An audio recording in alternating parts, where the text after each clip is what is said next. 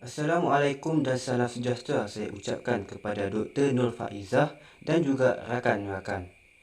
Kami daripada kumpulan 8 ingin membentangkan satu video yang bertajuk Tulisan Jawi di Pondok-Pondok. Sebelum itu, izinkan saya memperkenalkan ahli kumpulan saya terlebih dahulu. Yang pertama, Siti Nur Ayuni binti Ramjan bernombor matrik D20191088143. Yang kedua, Nur Sadilah binti Zaidal bernombor matrik D20202096249. Kemudian, Muhammad Izzat bin Muhammad Sabri bernombor matrik D20202096268. Kemudian, saya sendiri iaitu Muhammad Ikmal bin Muhammad Sabri bernombor matrik D20202096272. Baiklah, tanpa membuang masa, mari kita menyaksikan video tersebut. Assalamualaikum dan salam sejahtera. Nama saya Muhammad Ikmal bin Muhammad Sabri, memegang kad matrik D20202096272. Baiklah, hari ini saya akan menerangkan tentang pengenalan tulisan Jawi di pondok-pondok. Tulisan Jawi mula berkembang di tanah Melayu sejak kedatangan Islam pada abad ke-10 lagi melalui aktiviti perdagangan Arab yang datang berniaga di Kepulauan Melayu. Pedagang Arab menggunakan huruf-huruf Arab sebagai medium untuk berkomunikasi di tanah Melayu. Pada abad ke-11 hingga ke-14, barulah tulisan Jawi digunakan secara meluas di tanah Melayu dan Nusantara. Perkataan Jawi berasal daripada bahasa Arab iaitu Jawah. Dan kemudian orang-orang Melayu menyelaraskan perkataan-perkataan Arab tersebut agar sesuai digunakan dalam bahasa Melayu. Perkataan Jawi diadaptasikan oleh bahasa Melayu daripada tulisan Arab, kemudian membuat penyelesaian dan tambahan agar kegunaan tulisan Jawi menjadi mantap seperti sekarang. Kegemilangan tulisan Jawi juga terselah dari dahulu lagi apabila pondok-pondok turut menggunakan tulisan Jawi dalam proses pengajaran dan pembelajaran mereka iaitu PDP. Apakah yang dimaksudkan dengan pondok? Menurut Kamus Dewan edisi keempat, pondok bermaksud rumah, madrasah ataupun tempat mengaji serta belajar agama. Sekolah pondok adalah sebuah sekolah yang diwujudkan dalam kalangan masyarakat Melayu dan memfokuskan bidang agama melalui pelbagai bidang secara mendalam. Sehingga kini, sekolah pondok telah ditubuhkan di Malaysia seperti di negeri Kedah, Perak, Kelantan, Terengganu dan sebagainya lagi iaitu terkenal dengan penubuhan pondok. Penggunaan tulisan Jawi menjadi kewajipan di sekolah pondok dan kitab-kitab Jawi banyak digunakan di pondok-pondok tradisional. Tulisan Jawi juga digunakan secara meluas agar pelajar dapat memahami isi kandungan pelajaran yang berhubung dengan mata pelajaran seperti Al-Quran, Al-Sunnah dan juga ilmu fiqh. Melalui kajian ini, kami telah melakukan 3 objektif kajian iaitu mengenal pasti asal-usul penggunaan tulisan Jawi di pondok. Yang kedua adalah menghuraikan fungsi-fungsi tulisan Jawi di pondok. Dan yang ketiga adalah membincangkan bahan pengajaran yang digunakan oleh pelajar pondok. Assalamualaikum dan salam sejahtera. Nama saya Muhammad Izzat bin Muhammad Sabri, pemegang nombor matrik D20202096288, akan menerangkan tentang asal-usul tulisan Jawi di tanah Melayu. Penggunaan tulisan Jawi mula berkembang hasil daripada kedatangan pedagang dan pendakwah ke tanah Melayu sejak 1400 tahun yang lalu. Kedatangan Islam ke Nusantara telah mengubah dan mewarnai sistem peradaban Melayu. Dengan nilai-nilai berteraskan ajaran Islam yang sebenar, perkembangan tulisan Jawi di tanah Melayu dapat dilihat melalui aspek penyebaran agama Islam, iaitu melalui pentadbiran, undang-undang dan juga pengajian oleh pihak-pihak tertentu. Penyebaran agama Islam melalui sistem pengajian adalah salah satu cara untuk memartabatkan tulisan Jawi dalam kalangan masyarakat pada masa itu. Salah satu tempat pengajian yang biasanya menggunakan tulisan Jawi ialah sekolah pondok. Sistem pendidikan pondok merupakan pendidikan formal Islam terawal yang mula diperkenalkan di alam Melayu. Menurut Abdullah Ishaq dalam jurnal Maimun Akshalubis 2015, peringkat pertama pendidikan Islam tidak formal hanya dapat dipelajari di surau, masjid dan juga rumah guru. Sambutan menggalakkan daripada masyarakat pada kurun ke-19 Masihi telah menyebabkan rumah guru terpaksa diperluas dan rumah-rumah kecil yakni dikenali sebagai pondok turut dibina di sekitar surau dan masjid agar memudahkan mereka mendalami ilmu-ilmu Islam, khususnya pelajar yang tinggal jauh dari tempat pengajian. Menurut Aisyah Abdul Rahim pula menjelaskan bahawa sistem pengajian pondok telah membantu masyarakat Melayu untuk lebih memahami hukum hakam, akidah dan masalah-masalah berhubung dengan Islam.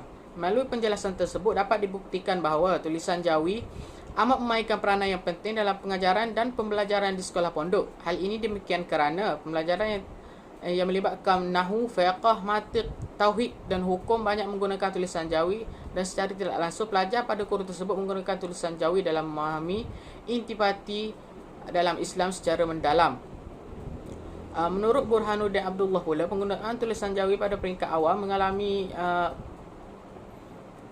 perubahan yang pesat melalui sistem pengajaran pengajian sama ada di pondok, sekolah agama ataupun masjid. Masyarakat pada masa itu terdedah secara langsung dengan tulisan Jawi kerana keseluruhan buku pengajaran yang digunakan sepanjang pengajian adalah tulisan Jawi.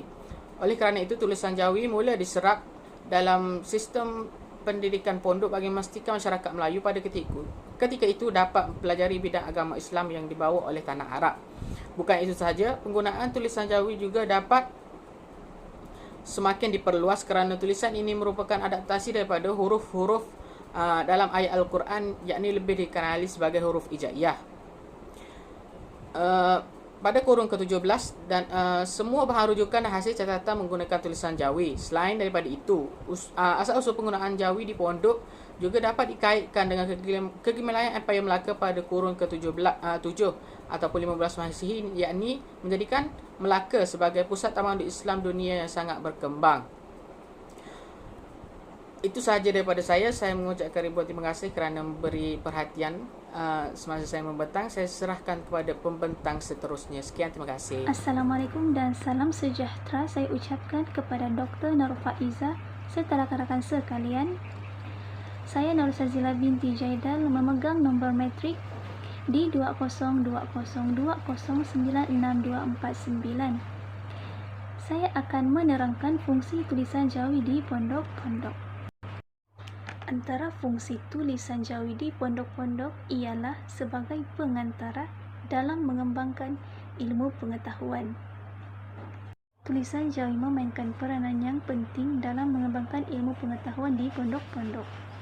Pada peringkat awal, penggunaan tulisan Jawi telah mengalami perkembangan yang pesat melalui sistem pengajaran dan pembelajaran sama ada di pondok, sekolah agama, sekolah kebangsaan atau masjid.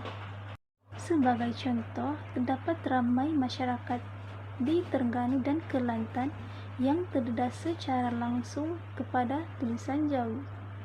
Hal ini demikian kerana keseluruhan buku pengajaran yang digunakan adalah menggunakan tulisan Jawi. Bahan-bahan rujukan yang terdapat di pondok adalah menggunakan tulisan Jawi dan catatan hasil pembelajaran pula dicatat dalam tulisan Jawi. Jelaslah bahawa tulisan Jawi berperanan sebagai pengantara dalam mengembangkan ilmu pengetahuan supaya tulisan ini dapat dikekalkan. Selain itu, tulisan Jawi berfungsi dalam pengajaran dan pembelajaran pemudacaraan PDPC. Tulisan Jawi telah terselah dari dahulu sehingga kini apabila sekolah pondok telah menggunakan tulisan ini dalam pengajaran dan pembelajaran pemudacaraan PDPC mereka. Secara amnya, bahan pengajaran yang terdapat di pondok adalah menggunakan tulisan Jawi secara meluas berbanding dengan tulisan bumi. Oleh sebab itu, pelajar-pelajar yang menuntut ilmu di pondok akan didedahkan dengan tulisan Jawi pada peringkat rendah, yakni bermula dengan kaedah membaca dan menulis. Hal ini bagi melancarkan proses pembelajaran sekiranya mereka mencapai peringkat yang lebih tinggi. Bukan itu sahaja, tulisan Jawi juga merupakan tulisan yang mempunyai sistem ejaan yang mudah, ringkas dan unik. Sistem ejaannya yang ringkas memudahkan pelajar untuk membaca dan memahami tulisan Jawi. Seterusnya, membolehkan mereka mahir dan aktif dalam sesi pembelajaran di pondok. Seterusnya, tulisan Jawi berfungsi sebagai nadi bagi masyarakat Melayu yang sinonim dengan agama Islam. Tulisan Jawi merupakan khazanah yang tidak ternilai yang membawa kepada pembinaan kekuatan bangsa Melayu. Tulisan ini telah menjadi medium yang menjalin hubungan silaturahim antara guru dan pelajar di pondok-pondok. Hal ini dikatakan demikian kerana tulisan ini memainkan peranan yang penting dalam mendukung perjuangan kemelayuan dan keislaman. Tulisan Jawi ini juga mempunyai kekuatan dari segi jati diri bangsa Melayu serta kekuatan simbol terhadap perkembangan budaya dan bangsa Melayu. Sumbangan tulisan ini telah membawa banyak perubahan dan perkembangan kepada masyarakat Melayu, khususnya pelajar pondok yang menuntut ilmu agama yang menggunakan tulisan Jawi. Oleh hal yang demikian, tulisan ini mempunyai peranan yang tersendiri dalam membentuk jati diri bangsa Melayu yang sinonim dengan agama Islam. Akhir sekali, fungsi tulisan Jawi di pondok-pondok ialah untuk mengatasi masalah penguasaan dalam pembacaan teks Jawi dalam kalangan pelajar. Kelemahan dalam penguasaan Jawi bukanlah perkara baru yang berlaku dalam kalangan pelajar di pondok-pondok. Hal ini telah menyebabkan banyak kajian yang dijalankan bagi mengenal pasti punca permasalahan itu berlaku. Oleh sebab itulah, pelajar yang mendalami ilmu agama, yakni di pondok, sama ada di pondok tradisional dan pondok moden, akan didedahkan dengan tulisan Jawi terlebih dahulu sebelum menuntut ilmu secara terperinci berkenaan Al-Quran, hadis, fiqh, dan juga lain-lain. Proses ini akan berlaku pada peringkat rendah, iaitu melibatkan pelajar yang baru memasuki pondok. Kedua-dua pondok pula mengamalkan sistem yang berbeza. Di pondok tradisional, kiai ataupun tok guru akan memainkan peranan untuk membantu pelajar yang mengalami kesulitan dalam pembelajaran tulisan Jawi.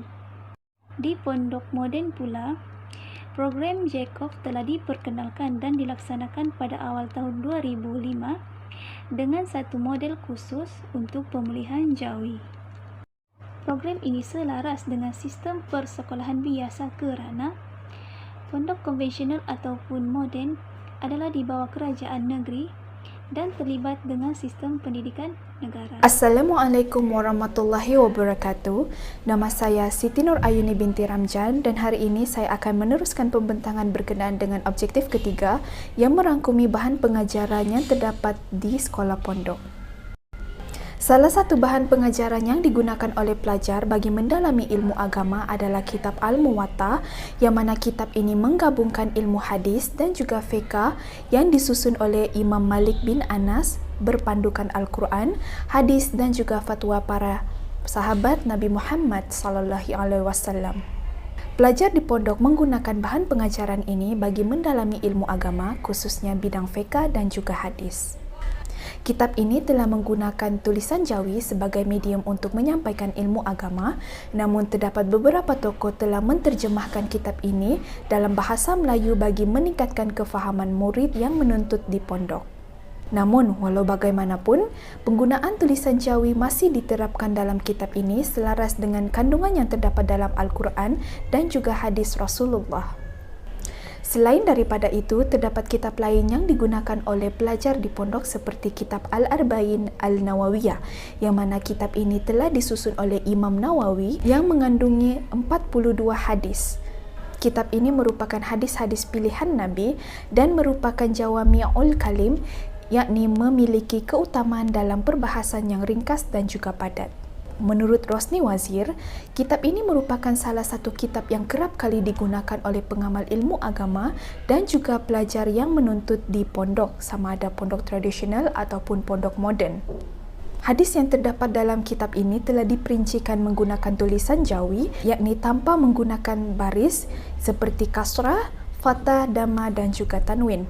Oleh sebab itu, tenaga pengajar seperti Tok Imam dan juga Kiai memainkan peranan yang penting untuk menyampaikan maksud yang sebenar agar dapat diterapkan oleh pelajar di pondok tersebut.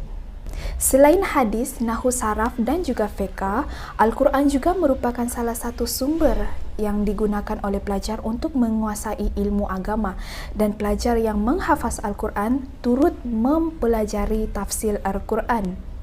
Setiap metode penyampaian tafsir Al-Quran adalah berbeza setiap pondok.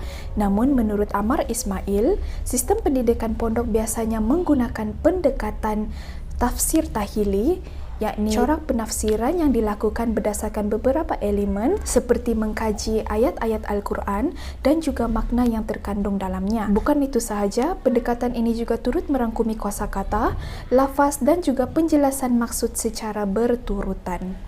Secara amnya, tafsir Al-Quran akan mengandungi ayat-ayat Al-Quran bagi memudahkan para pelajar untuk mengetahui tafsiran surah-surah yang ingin mereka kuasai. Buku keempat yang terkenal dalam kalangan pelajar di pondok juga adalah buku Bulughul Maram, yang mana buku ini berkait rapat dengan hukum hakam dalam Islam. Pengasas buku ini iaitu Ibn Hajar Al-Aqsalani telah mengumpulkan dalil-dalil daripada hadis di dalam hukum hakam syariah secara ringkas. Bahan pengajaran hasil Ibn Hajar ini merupakan satu daripada 4 buku yang kerap kali diguna pakaikan dalam sistem pendidikan di pondok. Buku ini telah mengandungi beberapa aspek yang seharusnya diterapkan oleh pelajar-pelajar, khususnya pelajar pondok, seperti Al-Taraqah, Al-Salat, Al-Janais, Al-Zakah dan juga Al-Qadah. Walaupun buku ini menggunakan tulisan Jawi, namun ia masih dapat ditafsirkan oleh tok guru ataupun kiai yang mahir. Tidak seperti buku dan kitab yang lain, Bulughul Maram merupakan salah satu buku yang lebih kompleks kerana mengandungi 97 bab dan setiap bab pula mengandungi beberapa hadis yang berbeza. Walau bagaimanapun, setiap dalil yang telah dimasukkan ke dalam buku Bulughul Maram adalah berdasarkan Al-Quran, fatwa para sahabat dan juga tokoh terkenal seperti Al-Bukhari dan juga Ibnu Majah. Pengajaran ilmu Bulughul Maram dilaksanakan pada peringkat tinggi, yakni memerlukan pelajar untuk menganalisis dan juga memperincikan dalil yang terdapat dalam buku tersebut. Dan akhir sekali, kitab yang kerap kali digunakan oleh pelajar sebagai bahan pengajaran adalah Al-Quran, yang merupakan kitab tauhid bagi agama Islam. Al-Quran merupakan salah satu kitab dan juga sumber utama yang digunakan oleh pelajar di pondok, dan kitab ini menggunakan huruf hijaiyah ataupun tulisan Jawi secara penuh yang merangkumi tanda baris dan juga hukum hakam yang lain. Secara umumnya, Al-Quran akan dipelajari dan dihafaz oleh tok guru secara terperinci dan teliti, mengikut cara yang betul sebelum menafsir dan juga mengetahui konteks di sebalik surah yang dipelajari. Hanya Al-Quran sahaja yang tidak dapat diterjemahkan mengikut bacaan kerana kitab ini telah diturunkan dalam bahasa Arab. Namun walau bagaimanapun, terdapat tafsir-tafsir Al-Quran dan terjemahan yang dihasilkan oleh golongan celik agama untuk memudahkan para pelajar, khususnya pelajar pondok, bagi memahami kandungan Al-Quran secara menyeluruh. Para pelajar akan menghafaz Al-Quran sehingga mereka dapat menghafal dan juga menghatamkan Al-Quran dengan bimbingan tok guru ataupun imam. Sekian itu sahaja daripada saya.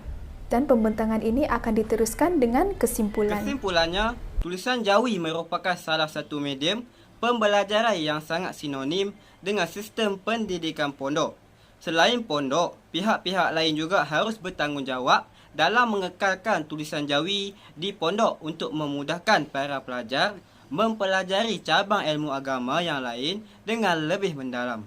Banyak pondok-pondok telah menggunakan tulisan Rumi pada hari ini, tetapi masih terdapat beberapa pondok yang masih mengekalkan penggunaan tulisan Jawi sebagai bahasa pengantara dan pembelajaran kitab-kitab yang ditinggal oleh alim ulama ataupun tok guru.